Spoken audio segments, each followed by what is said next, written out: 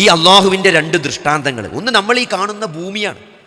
നമ്മൾ ഈ കണ്ണിങ്ങനെ തുറന്നു പിടിച്ചാൽ നമ്മളെ മുമ്പിൽ കാണുന്ന ഈ ആകാശഭൂമികൾ, അതേപോലെ തന്നെ ഈ സൃഷ്ടിജാലങ്ങൾ, ഇത് മുഴുവനും നമ്മളോട് വിളിച്ചു പറയുന്ന ഒരു വലിയ കാര്യമുണ്ട്. ഇതൊക്കെ സംവിധാനിച്ച, സൃഷ്ടിച്ച, നിലനിർത്തുന്ന ഒരു റബ്ബിനെ കുറിച്ച്, അള്ളാഹുവിനെ കുറിച്ച് ഇതൊക്കെ നമ്മളോട് വിളിച്ചു പറയുന്നുണ്ട് അല്ലേ? ഈ കാണുന്ന ആകാശഭൂമികൾ, എത്ര കാലമായി ഇവിടെ നിലനിൽക്കുന്ന ഈ ആകാശഭൂമികൾ, ഗോളങ്ങൾ, അതേപോലെ തന്നെ സൃഷ്ടിജാലങ്ങൾ, നമ്മളെ മുമ്പിലുള്ള നമ്മൾ പറയും ഏറ്റവും ചെറിയ ഏകകോശ ജീവിയായ അമീബ എന്ന് പറയുന്നുണ്ട്. ഒരു കോശം മാത്രമുള്ള അമീബ. മനുഷ്യൻ 39 ട്രില്യൺ കോശങ്ങളാണ്. ഒരു കോശമുള്ള അമീബ ഇവിടെ ജീവിക്കുന്നുണ്ട്. അതേപോലെ 39 ട്രില്യൺ കോശങ്ങൾ. 1 ട്രില്യൺ എന്ന് പറഞ്ഞാൽ എത്ര? 1 അല്ല, 10 അല്ല, 100 അല്ല, 1000 അല്ല, 10,000 അല്ല, 1,00,000 കോടിക്കാണ് 1 ട്രില്യൺ എന്ന് പറയാം. 1,00,000 കോടിക്ക്.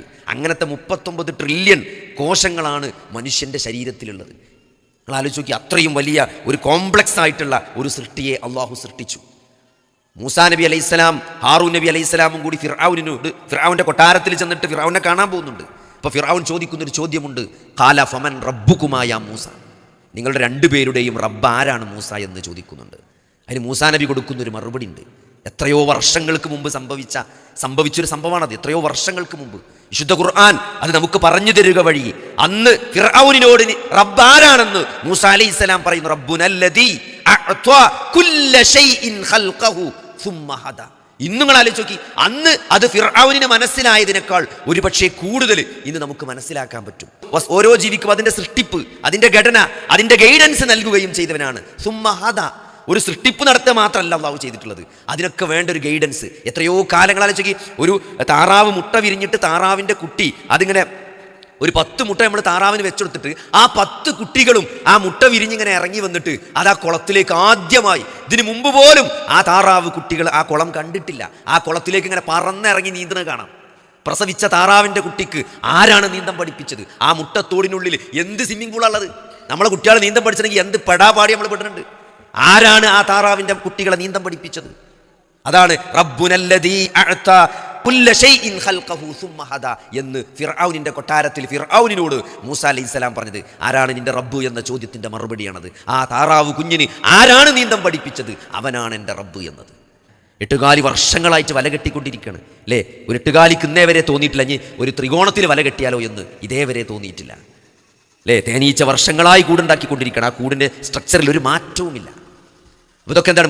മനുഷ്യൻ്റെ വീടിൻ്റെ ഡിസൈനുകൾ മാറിക്കൊണ്ടിരിക്കുകയാണ്. കഴിഞ്ഞ വർഷം വീടുണ്ടാക്കിയ പോലല്ല ഈ വർഷം ആളുകൾ വീടുണ്ടാക്കുന്നത്. അപ്പോൾ ഈ മാറ്റത്തിൻ്റെ കാരണം എന്താണ്? ഇതൊക്കെ സംവിധാനിച്ച, ഇതൊക്കെ സൃഷ്ടിച്ച് സംവിധാനിച്ച, ഇതിനൊക്കെ വേണ്ട ഗൈഡൻസ് കൊടുത്തത്, ജനിതക ഘടനയിൽ ഇതെല്ലാം രേഖപ്പെടുത്തി വെച്ചത് ആരാണ്? ഒരു മനുഷ്യൻ്റെ ഒരു കോശത്തിൻ്റെ ഉള്ളിലുള്ള ന്യൂക്ലിയസിലെ DNA-യിലുള്ള ആ ന്യൂക്ലിയോട്ടൈഡ് 4 അമിനോ ആസിഡുകൾ കൊണ്ടാണ് മനുഷ്യൻ്റെ DNA ഉണ്ടാക്കിയത്. ആലോചിക്കി, അഡിനിൻ, തൈമിൻ, ഗ്വാനിൻ, സൈറ്റോസിൻ. കുട്ടിയാക്കാരെ ബയോളജി പഠിച്ച കുട്ടിയാക്കാരെ 4 അമിനോ ആസിഡ് സീക്വൻസ് കൊണ്ടാണ് ഒരു മനുഷ്യൻ്റെ മുഴുവൻ DNA ഉണ്ടാക്കിയിട്ടുള്ളത്.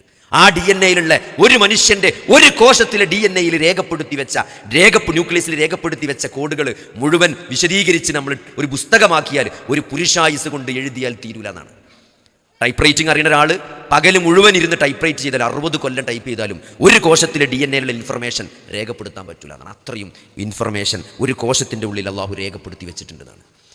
അപ്പോൾ ഇന്ന് നമുക്ക് ആ ഫിർഔനോട് മൂസാ നബി പറഞ്ഞൊരു മറുപടി ഉണ്ടല്ലോ, ആരാണ് എൻ്റെ റബ്ബ് എന്ന് ചോദിച്ച ചോദ്യത്തിൻ്റെ മറുപടി. അത് എത്രത്തോളം നമ്മൾ പഠിക്കുന്നോ, എത്രത്തോളം നമ്മൾ അറിയുന്നുവോ, അറിഞ്ഞതിനേക്കാൾ കൂടുതലാണ് അറിയാനുള്ളത് വീണ്ടും കൂടുതൽ വ്യക്തമാകണം. ഒരു കാലത്ത് നമ്മൾ തന്നെ ഫിസിക്സ് പഠിക്കുന്ന കാലത്ത് ആറ്റാണ് ഏറ്റവും ചെറുതെന്ന് പറഞ്ഞു, പിന്നെ ന്യൂട്രോണും പ്രോട്ടോണായി, ഇപ്പോൾ കോർക്ക്, ആൻറ്റി കോർക്ക് എത്തി.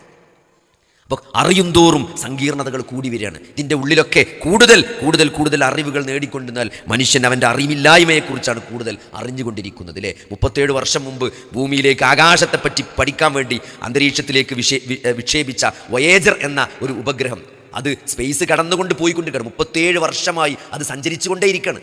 ഇപ്പോൾ ഇതിൻ്റെ സഞ്ചാരം നിന്നിട്ടില്ല, പക്ഷേ ഭൂമിയിലേക്കുള്ള അതിൻ്റെ കണക്ഷൻ നഷ്ടപ്പെട്ടുകൊണ്ടിരിക്കുകയാണ്.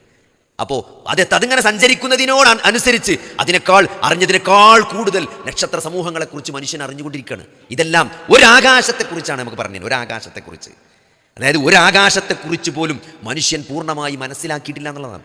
ഈ വിക്ഷേപിച്ച ഗ്രഹങ്ങൾ, ഈ വിക്ഷേപിച്ച ഈ വണ്ടിയൊക്കെ അതൊക്കെ പരിധി വിട്ട് പോയി എന്നല്ലാതെ അത് ഇപ്പോഴും സഞ്ചരിച്ചു കൊണ്ടിരിക്കുകയാണ്. അത് സ്പേസിലൂടെ ഇപ്പോഴും മുന്നേറിക്കൊണ്ടിരിക്കുകയാണ്. ഒരാകാശത്തിൻ്റെ വലിപ്പം മനുഷ്യൻ്റെ ഒരു സംവിധാനങ്ങൾ കൊണ്ടും മനുഷ്യനെ നിജപ്പെടുത്താൻ തീരുമാനിക്കാൻ ഇപ്പോഴും സാധിച്ചിട്ടില്ല എന്ന് പറയുമ്പം ഈ പ്രപഞ്ചത്തിൻ്റെ വലുപ്പം എത്രയാണ്, ഒരാകാശത്തിൻ്റെ വലുപ്പം എത്രയാണ്. അങ്ങനത്തെ 7 ആകാശങ്ങളെ സംവിധാനിച്ചവനാണ് അല്ലാഹു. നിങ്ങൾ അത് അങ്ങോട്ട് മേലേക്ക് പോകും തോറും വലിയ വലിയ കാര്യങ്ങളാണ് അല്ലേ. 13 ലക്ഷം ഭൂമിയെ കൊള്ളുന്ന സൂര്യൻ്റെ കാര്യമാണ്.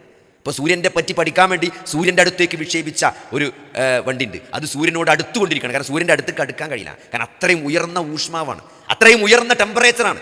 ആ ടെമ്പറേച്ചറിനെ അതിജീവിക്കാനുള്ള ഒരു വണ്ടി ഇവിടുന്ന് അയച്ചിട്ടുണ്ട്. അത് സൂര്യൻ്റെ ഏകദേശം അടുത്തെത്തി എന്ന് ഇപ്പോൾ നാസ അതിൻ്റെ ചിത്രങ്ങൾ പുറത്തുവിട്ടുകൊണ്ടിരിക്കുകയാണ്. സൂര്യൻ്റെ പ്രതലത്തിൽ നടന്നുകൊണ്ടിരിക്കുന്ന ഏറ്റവും അടുത്ത് ഉള്ള കാഴ്ചകളുടെ വീഡിയോകളും ചിത്രങ്ങളൊക്കെ വന്നുകൊണ്ടിരിക്കുകയാണ്. നിങ്ങൾ ആലോചിച്ച് നോക്കി, 15 കോടി കിലോമീറ്റർ അപ്പുറമുള്ള സൂര്യൻ്റെ ചൂട് താങ്ങാതെ ഏപ്രിൽ മാസം വരുമ്പം ആളുകൾ ഹീറ്റ് സ്ട്രോക്ക് വന്ന് മരിച്ചു പോവുകയാണ്. സൂര്യതാപമേറ്റ് മരിക്കുക 15 കോടി കിലോമീറ്റർ അകലെ നിന്ന് സൂര്യൻ്റെ ചൂട് തട്ടിയിട്ട്. അങ്ങനത്തെ കോടാനകോടി സൂര്യന്മാരെ സംവിധാനിച്ച ആ റബ്ബ് സുബ്ഹാനഹു വ തആല, ഞാൻ പറഞ്ഞതരോ, ഇതൊക്കെ അള്ളാഹുവിൻ്റെ ആയത്തുകളാണ്. അള്ളാഹ്ക്ക് 2 തരം ആയത്തുകളുണ്ട്. ഒന്ന് നമ്മൾ ഈ ചുറ്റും കാണുന്ന പ്രപഞ്ചമാണ്. ഈ കണ്ണിങ്ങനെ തുറന്നു വെച്ചാൽ നിങ്ങൾ കാണുന്ന ഈ പ്രപഞ്ചം, ജീവനുള്ളതും ജീവനില്ലാത്തതുമായ കോടാനകോടി സൃഷ്ടിജാലങ്ങളുള്ള ഈ പ്രപഞ്ചം അള്ളാഹുവിൻ്റെ വലിയൊരു ദൃഷ്ടാന്തമാണ്, ആയത്താണ്. രണ്ടാമത്തെ ആയത്ത് അള്ളാഹു ആകാശലോകത്ത് നിന്ന് ഭൂമിയിലേക്ക് ഇറക്കിയ അള്ളാഹുവിൻ്റെ വഹിയായ വിശുദ്ധ ഖുർആനാണ്. അതാണ് അള്ളാഹുവിൻ്റെ രണ്ടാമത്തെ ആയത്ത്.